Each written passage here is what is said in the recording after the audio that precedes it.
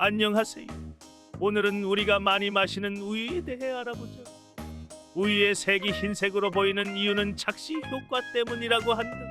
우유에는 카세인이라는 단백질이 들어있는데 이 카세인은 빛을 사방으로 산란시키면서 우리 눈에서 하얗게 보이게 만든다고 한다. 또한 카세인뿐만 아니라 우유에 있는 지방과 미량의 노란색을 띠는 카로틴도 들어있는데 이 모든 색이 합쳐지면서 더 하얗게 보이게 된다는 거다. 즉 우리는 하얀색이 아닌 것을 착시 현상으로 하얀색으로 보고 있다는 건데 진짜 눈에 보이는 게 다가 아니네. 그리고 카세인의 농도가 낮아지면 우유의 색이 살짝 파랗게 보이기도 하는데 그래서 탈지 우유는 일반 우유보다 살짝 푸른 빛을 띈다고 한다. 우유는 소에서만 나오는 게 아니라고 한다.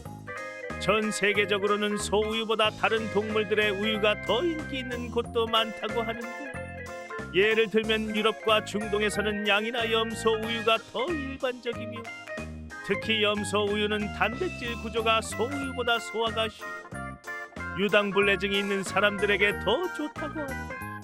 게다가 낙타 우유는 비타민C가 3배나 많으며 심지어 항염 효과도 뛰어나서 건강식으로 주목받고 있다고 하는데 하지만 낙타 우유는 카세인의 구조가 다르기 때문에 치즈로 만들기가 엄청 어렵다. 어려운 대신 희귀하고 비싸다고 한다.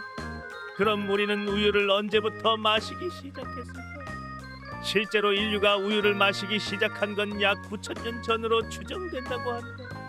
기원전 7,000년 경중동 지역에서 가축을 키우기 시작하면서 우유를 마시기 시작했으며 문제는 성인의 대부분은 유당불내증이 있어 우유를 소화할 수 없었다고 하는데 유럽과 일부 아시아 지역에서는 점차 락타제라는 효소를 가진 사람들이 늘어나면서 점차 성인이 되어서도 우유를 마실 수 있게 되었다고 한다.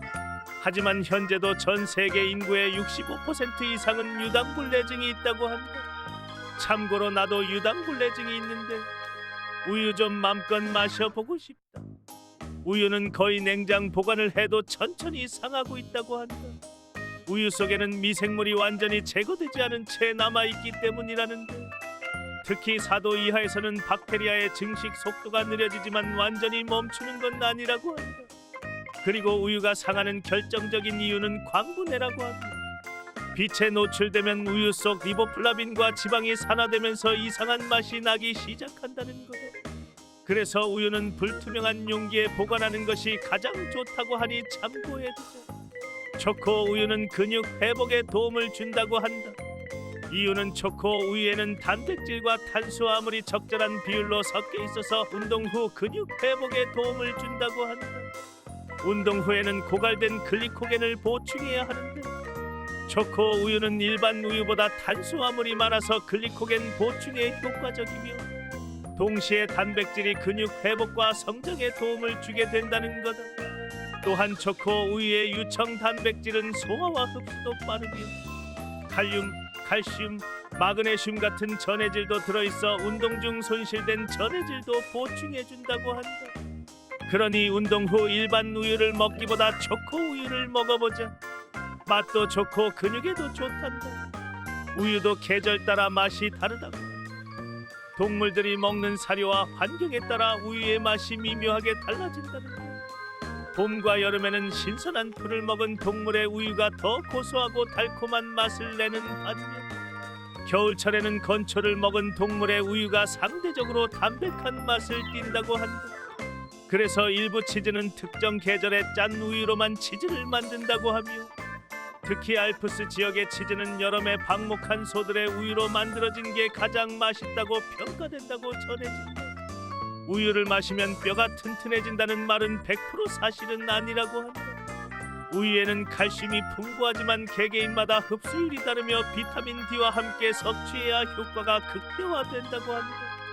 심지어 일부 연구에 따르면 우유를 너무 많이 마시는 것이 오히려 골절 위험을 높이는 결과도 있다고 하는데 제일 중요한 건 균형 잡힌 식단과 적절한 운동을 병행하는 것이 최고 좋다고 하며 우유는 그저 하나의 보조 수단이라는 거다. 자기가 뼈가 안 좋다고 생각이 들면 우유를 마시기보다 식단 조절 잘하고 운동을 더 하자. 그게 더 뼈에 효과적이라는 말이다. 마지막으로 우유의 유통기한은 권장 소비 기한일 뿐이라고 한다.